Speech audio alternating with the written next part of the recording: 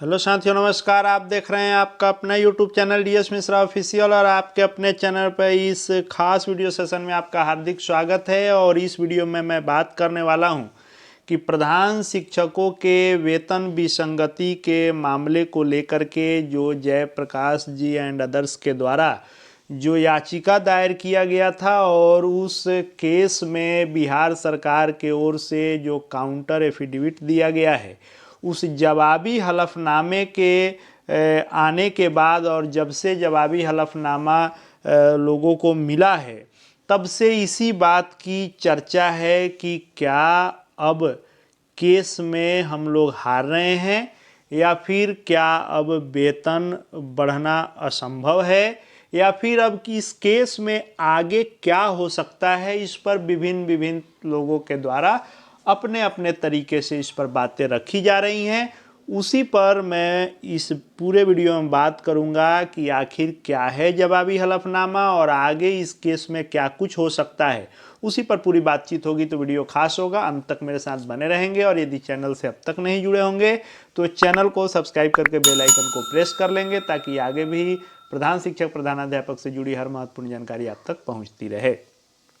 तो जो counter affidavit दिया गया है बिहार सरकार की ओर से, उसको आइए हम लोग आसान शब्दों में हिंदी में इसको समझते हैं कि क्या कुछ सरकार के ओर से, शिक्षा विभाग की ओर से क्या कुछ इसमें अपना पक्ष जवाबी हलफनामे में रखा गया है। इसके मुख्य बिंदु को हम लोग देखते हैं।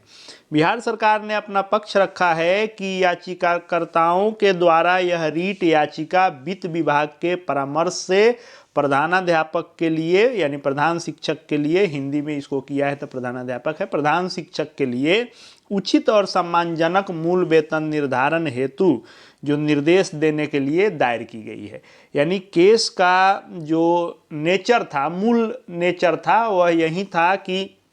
जो नियमावली थी, उस नियमावली में चर्चा किया गया था कि वित्त विभाग से परामर्श के बाद प्रधान शिक्षकों का वेतनमान तय किया जाएगा, जबकि बिना वेतनमान तय के नियमावली के आलोक में न करते हुए इसको सीधा 30,500 किया गया। फिर इसमें वेतन संरक्षण की बात आ गई, जिससे वेतन विसंगति का भी मामला हो गया। उसी पर पक्ष रखा गया है कि इसलिए जो यह दायर की गई है, तो बिहार सरकार पटना बिहार प्राथमिक विद्यालय प्रधान शिक्षक नियमावली 2024 के नियम 9 के अनुसार नियुक्तियां करने और प्रतिवादियों को निर्देश देने के लिए वे उन प्रधान शिक्षकों या याचिकाकर्ताओं के लिए एक उपयुक्त मैट्रिक्स तालिका तैयार करने के लिए जो ये मांग रखी गई है, मतलब जो केस किया गया है, उसके बारे में इसमें बताया गया है कि जो रीट याचिका के पैरा संख्या 1 में उल्लेखित है, उसके संदर्भ में बिहार सरकार के द्वारा कहा गया है कि रीट याचिका के अवलोकन से ज्ञात होता है कि याचिकाकर्ताओं ने दिनांक 22/11/2025 और जो संचिका संख्या 4208 या 4208 क्या है कि प्रधान शिक्षकों को भी विशिष्ट शिक्षकों की भांति वेतन संरक्षण का लाभ दिया जाएगा, उसको भी चुनौती देते हुए इस माननीय न्यायालय का रुख किया है, जिसमें यह निर्णय लिया गया है कि यह जो है वेतन सुरक्षा का लाभ उन नियोजित शिक्षकों को दिया जाएगा जिन्होंने प्रधान शिक्षक के रूप में कार्यभार ग्रहण किया है। आगे कहा गया है कि यह भी निवेदन किया जाता है कि जो यह 22/11/2025 का पत्र है 4208, उसके अवलोकन से स्पष्ट होता है कि याचिकाकर्ताओं के वर्ग अर्थात प्रधान शिक्षकों के लिए यह लाभकारी है कि उन्हें वेतन सुरक्षा का लाभ प्रदान किया गया है। बिहार सरकार शिक्षा विभाग के द्वारा यह सरकार ने अपना पक्ष रखा है और यह विनम्रतापूर्वक निवेदन किया है कि यह जो विवादित याचिकाकर्ताओं का जो श्रेणी के शिक्षकों और प्रधान शिक्षकों, इन सब की पूर्व सेवा अवधि के रूप में स्वीकार करते हुए इनको वेतन की सुरक्षा दिया गया है और वेतन संरक्षण का लाभ दिया गया है, जो कि किसी प्रकार से खामी या कमी इसमें नहीं है। और इसलिए कहा गया है ये बिहार सरकार की ओर से कि विनम्रता पूर्वक निवेदन किया जाता है कि वित्तीय लाभ, वेतन संरचना आदि से संबंधित विषय राज्य के नीतिगत निर्णय के दायरे में नहीं आते हैं। राज्य प्रतिवादी इस माननीय न्यायालय से निवेदन करता है कि मामले की सुनवाई के समय राज्य प्रतिवादी के पक्ष में न्यायिक मिसालें प्रस्तुत की जाएं। और ये भी कहा गया है कि यह अत्यंत विनम्रतापूर्वक निवेदन किया जाता है कि याचिकाकर्ताओं के वे तथ्य, दावे और तर्क जिन्हें विशेष रूप से स्वीकार नहीं किया गया है, कृपया इसे पूर्णतः अस्वीकृत मानते हुए यानी इस केस को ही डिसमिस करने का आग्रह किया गया है। यानी यहाँ देखेंगे आप 11 नंबर में, तो बिहार सरकार शिक्षा विभाग की ओर से जो पक्ष रखा गया है वह काउंटर एफिडेविट में कहा गया है कि विनम्रतापूर्वक निवेदन किया जाता है कि उपयुक्त तथ्यों, परिस्थितियों और विधि के स्थिति के आलोक में यह रीट याचिका प्रारंभिक चरण में ही खारिज किए जाने योग्य है। यानी बिहार सरकार ने कहा कि इस केस को प्रारंभिक चरण में ही खारिज कर दिया जाए, ऐसा इसने गुहार लगाया है विभाग ने, बिहार सरकार ने। अब निचोड़ क्या है कि जैसे कोई भी केस जो किया जाता है तो याचिकाकर्ता अपना ड्राफ्टिंग करते हैं, अपना आधार बनाते हैं, अपना तथ्य रखते हैं, अपना सबूत लगा करके और याचिका दायर करते हैं। और रिट याचिका जब दायर हुआ तो जो प्रतिवादी है यानी जिसको प्रतिवादी बनाया गया है, तो प्रतिवादी किसको बनाया गया, तो बिहार सरकार शिक्षा विभाग को बनाया गया।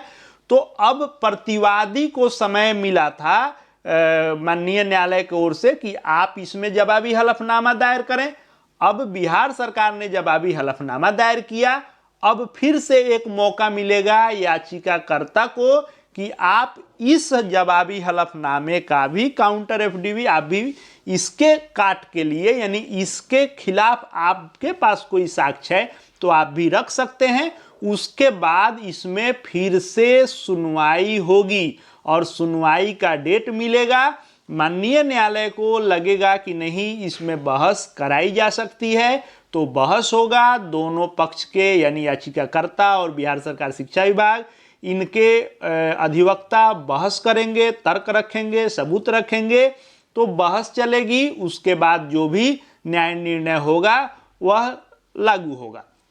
दूसरी, अगर बिहार सरकार ने यह जवाबी हलफनामा दिया और यदि माननीय न्यायालय को लगेगा कि यह सुनने लायक नहीं है तो डिसमिस भी हो सकता है, लेकिन मौका फिर से याचिकाकर्ता को भी मिलेगा कि अपना तर्क और अपना पक्ष साक्ष्य रख के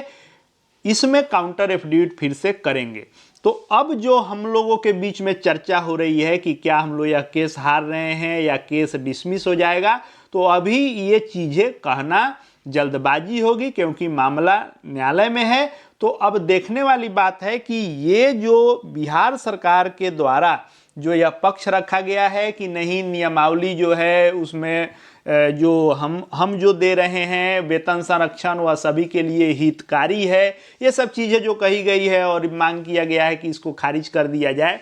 अब इसको किस रूप में माननीय न्यायालय लेता है, फिर याचिकाकर्ता जो अपना पक्ष रखेंगे उसको माननीय न्यायालय किस रूप में लेता है, उसके बाद अब तो जब मामला न्यायालय में है तो माननीय न्यायालय जो भी इस पर फैसला देगा वो तो आने वाले वक्त में ये चीज़ें तय होगी। लेकिन इस जवाबी हलफनामे से ये नहीं तय हो जाता है कि केस हम लोग हार रहे हैं।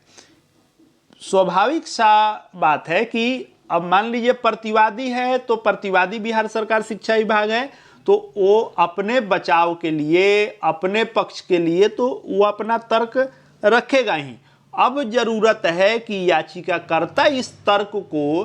कितना काट पाते हैं और माननीय न्यायालय में अपना पक्ष कितने मजबूती से रखवा पाते हैं ताकि माननीय न्यायालय इस केस को सुने, बहस कराए और उसके बाद सकारात्मक कुछ हो। इसके लिए अब थोड़ा इसको और मजबूती से और थोड़ा जो है इसमें नए एंगल से इस केस को रूप देने की ज़रूरत है। लेकिन इतना भी नकारात्मक नहीं होना है कि हम लोग अभी ही केस हार गए हैं। लेकिन एक चीज़ तय है कि ये जवाबी हलफनामा जो बिहार सरकार शिक्षा विभाग के द्वारा दिया गया है, इससे एक चीज़ तय है कि बिहार सरकार शिक्षा विभाग प्रधान शिक्षकों को वेतन संरक्षण के अलावे वेतन बढ़ोतरी या जो मांग है लेवल 6-7 का, या फिर सम्मानजनक वेतन या वेतन का जो भी वेतन विसंगति है उसको दूर करके एक वेतन देने के मूड में नहीं दिख रही है बिहार सरकार, और ना ही सकारात्मक जो है पहल बिहार सरकार शिक्षा विभाग की ओर से किया जा रहा है। अब एक चीज तय है कि प्रधान शिक्षकों को यदि सम्मानजनक वेतन चाहिए, यह वेतन विसंगति दूर हो और जो वेतन चाह रहे हैं वह चाहिए, तो अब आपको न्यायालय से तो लड़ना ही होगा, न्यायालय से लेकर के सड़क तक संघर्ष करना होगा, तभी कुछ हो सकता है। क्योंकि इस जवाबी हलफनामे से एक चीज तय है कि सरकार विभाग आपको कुछ अलग देने, नया वेतनमान देने, वेतन बढ़ोतरी करने इसके मूड में नहीं दिख रही है। लेकिन एक चीज जरूर कहूंगा कि इसमें नकारात्मक होकर हार मान लेना भी कहीं से उचित नहीं है। लड़ा जाए, आगे जो होगा देखा जाएगा। आगे जैसे जो अपडेट आएंगे सब आपके लिए लेकर के आता रहूंगा। चैनल से जुड़ जाएंगे, चैनल को सब्सक्राइब करके बेल आइकन को प्रेस कर लेंगे। साथ ही हमारे Telegram channel DS Mishra official से जुड़ सकते हैं, वहां भी हर अपडेट आपको मिलते रहेंगे। इस वीडियो को देखने के लिए आपका बहुत बहुत धन्यवाद।